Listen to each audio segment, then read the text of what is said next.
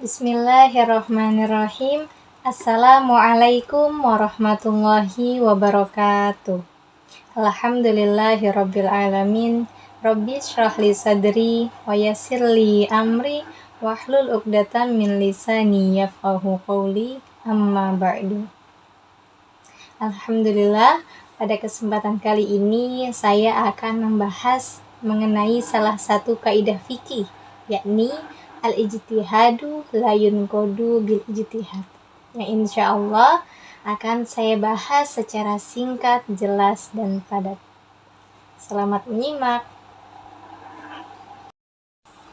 Ijtihad merupakan sebuah media yang sangat besar perannya dalam konstruksi hukum-hukum Islam atau fikih. Tanpa peran ijtihad, mungkin saja konstruksi hukum-hukum Islam tidak akan pernah berdiri kokoh sampai sekarang ini. Dan ajaran Islam tidak akan mampu menjawab tantangan dengan berbagai problematikanya. Perlu diakui bahwa ijtihad merupakan faktor utama pemicu perbedaan pendapat atau khilafiyah antara ulama. Pertentangan yang selama ini berlangsung di kalangan fuqaha misalnya adalah akibat dari perbedaan metodologi ijtihad yang mereka gunakan.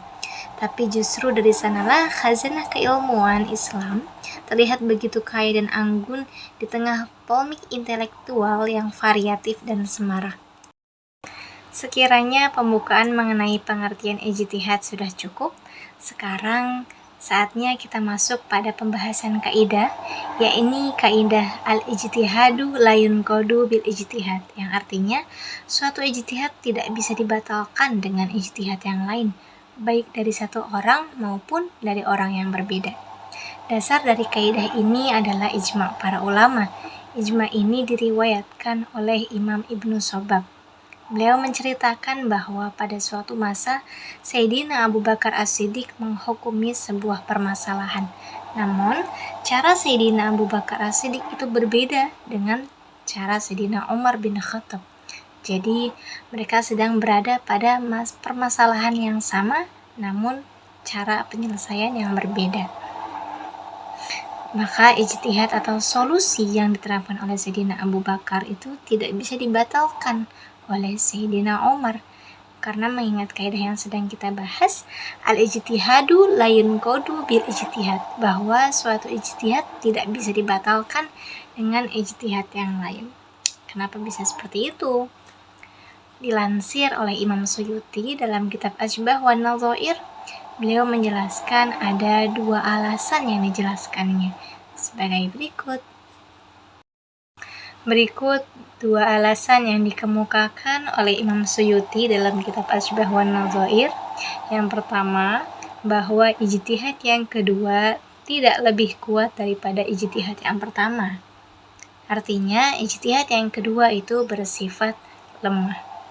Kemudian yang kedua, apabila ijtihad yang kedua merevisi ijtihad yang pertama, maka akan menyebabkan ketidakpastiannya hukum tersebut dan akan menimbulkan kesulitan atau masyaqqah pada umat. Oleh karena itu, tidak boleh dibatalkan.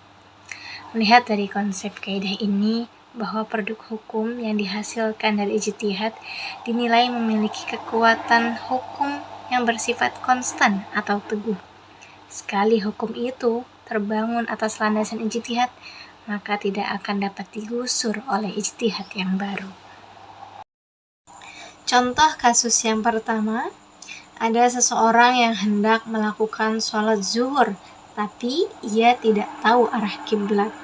Kemudian, ia berupaya berijtihad untuk mengetahui arah kiblat. Selanjutnya, dari upaya itu, ia memiliki persepsi yang kuat pada salah satu arah mata angin sebagai arah kiblat. Namun, ketika memasuki waktu asar, ternyata persepsinya berubah. Arah semula yang diasumsikan sebagai arah kiblat sekarang mulai diragukan. Maka dalam kondisi demikian, seseorang itu dituntut untuk melakukan ijtihad lagi. Dengan catatan, meskipun terjadinya perubahan arah kiblat, bukan berarti sholat zuhur yang sebelumnya itu tidak sah atau batal. Akan tetapi, sholat zuhur tetap sah karena telah dilandaskan oleh hasil ijtihad yang pertama. Selanjutnya, contoh kasus yang kedua. Jadi ada dua tempat yang sama-sama berisi air. Kemudian, seseorang berijtihad bahwa salah satu dari dua tempat air itu adalah suci, sedangkan menurut persepsi yang lain adalah terkena najis. Maka, dia boleh menggunakan air yang ada dalam tempat itu yang menurut ijtihadnya suci, dan meninggalkan yang lainnya. Kemudian, tiba-tiba persepsinya berubah, maka ia tidak boleh menggunakan ijtihad yang kedua itu. Kenapa? Karena ketika ia menggunakan ijtihad yang kedua, berarti dia membatalkan ijtihad yang pertama. Maka dia tidak boleh menggunakan kedua air itu, akan tetapi ia bertayamum. Selanjutnya kita masuk pada kasus pengecualian.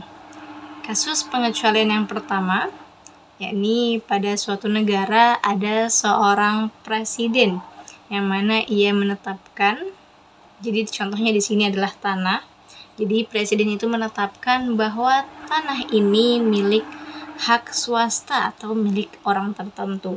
Kemudian setelah bergantinya atau pergantian presiden yang baru itu menetapkan bahwa tanah ini sudah bukan milik hak swasta, akan tetapi tanah ini sudah hak milik negara.